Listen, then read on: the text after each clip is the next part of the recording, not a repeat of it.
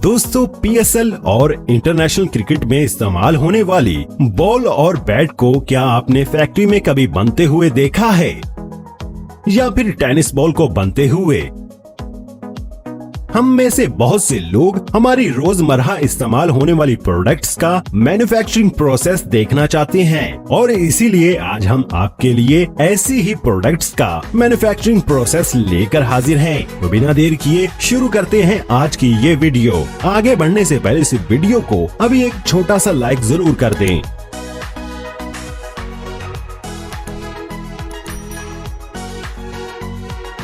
Cricket ball. दोस्तों, वैसे तो आपने क्रिकेट में इस्तेमाल होने वाली रेड लेदर बॉल को देखा ही होगा, लेकिन क्या आपको मालूम है कि ये कैसे बनाई जाती है? चलिए जानते हैं। सबसे पहले फैक्ट्री में आला क्वालिटी के लेदर को लाया जाता है, जिसके बाद उसकी लंबी लंबी स्ट्रिप्स काट ली जाती हैं। इन स्ट्रिप्स को एक हाइड्रोलिक प्रेस कटर की मदद से बॉल की शेप में काट लिया जाता है। दूसरी तरफ इस लेदर को एक गोल कप में डालकर बॉल की शेप दी जाती है, जिसके बाद एक रोलिंग मशीन की मदद से इस पर सूती धागे की तह चढ़ा दी जाती है, जिसके बाद इन दोनों हिस्सों के दरमियान क्रॉक को डाल दिया जाता है, जो कि रबड़ से बनता है। जिसके बाद इसको एक मशीन की मदद से स्टिच किया जाता है और फिर बाद में इनको हाथों की मदद से स्टिच किया जाता है। कम से कम एक बॉल में 80 स्टिचेस लगाए जाते हैं। इस बॉल को स्टिच करने में ही 90 से 120 मिनट लग जाते हैं। अब इस बॉल को एक मोल्ड में रखकर शेप दी जाती है। बॉल तैयार हो जाने के बाद इसका रिंग टेस्ट और वेट टेस्ट किया जाता है और इसको बाउंस भी किया जाता है। अब बारी आती है स्टैंपिंग की, जहां इस बॉल पर कंपनी की मोहर लगा दी जाती है और फिर इनको फाइनल शेपिंग दी जाती है, जिसके लिए इन बॉल्स की ऑयलिंग और पॉलिशिंग की जाती है। अब ये बॉल बनकर पूरी तरह से तैयार हो चुकी है। Cricket bat. क्रिकेट बैट बनाने के लिए सबसे पहले बेस्ट क्वालिटी की वुड को जंगलात से काटकर फैक्ट्री में लाया जाता है। फैक्ट्री में इन लकड़ी के ब्लॉक्स को शार्प ब्लेड से काट लिया जाता है और बैट की शेप दी जाती है।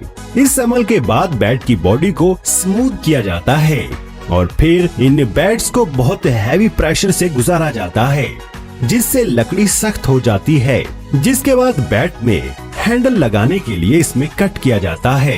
फिर हैंडल को सुपर ग्लू से इसमें फिट कर दिया जाता है और 24 घंटों के लिए छोड़ दिया जाता है।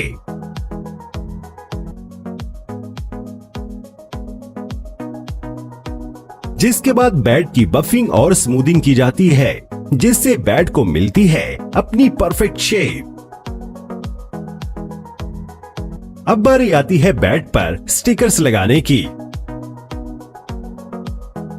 और हैंडल कवर लगाकर इस बैट को हमरिंग टेस्ट से गुजारा जाता है और उसके बाद फाइनली ये बनकर तैयार हो जाता है।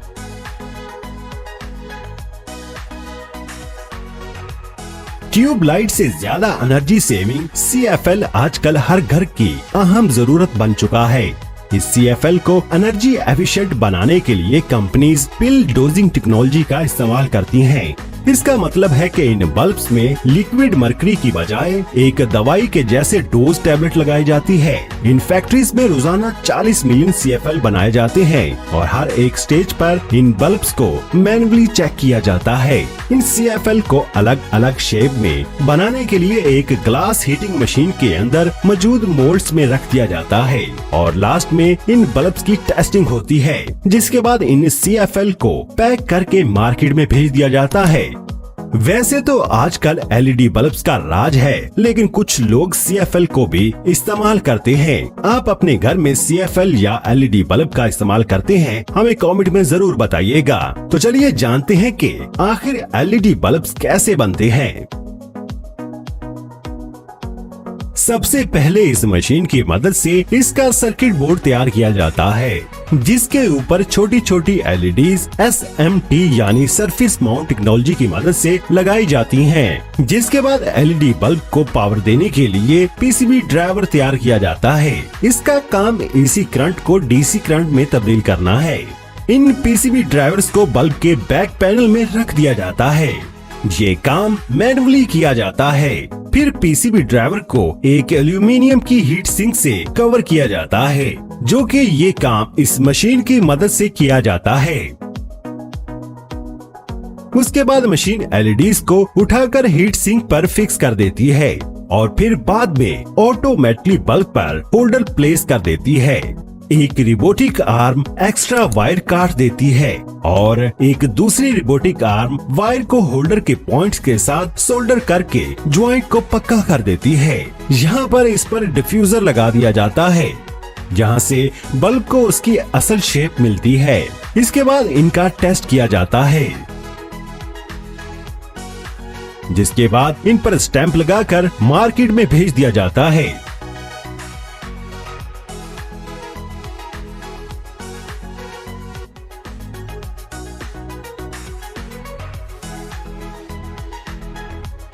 Tennis ball factory making.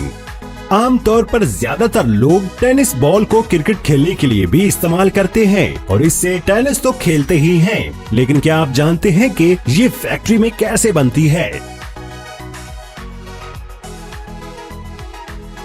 Tennis ball बनाने के लिए एक टब में सिंथेटिक रबड़ और 13 दूसरी चीजें डाली जाती हैं। कई घंटों तक इनको मिक्स करने के बाद मिक्सचर को एक मशीन की मदद से इनको गोलियों की शेप में काट लिया जाता है, जिसके बाद इनको एक मोल्डिंग प्रेस में 320 डिग्री पर गर्म करके बॉल का आधा हिस्सा तैयार कर लिया जाता है। जिसके बाद इनको एक और मशीन में डालकर हाफ शेल्स को इजाफी रबड़ से अलग कर लिया जाता है, जिसके बाद दोनों हिस्सों को आपस में जोड़ने के लिए इन पर चिपकाने वाला मवाद लगा दिया जाता है। अब बारी आती है इन हिस्सों को जोड़कर एक गोल बॉल बनाने की, जिसके लिए इस मशीन में रखकर प्रेस किया जाता है।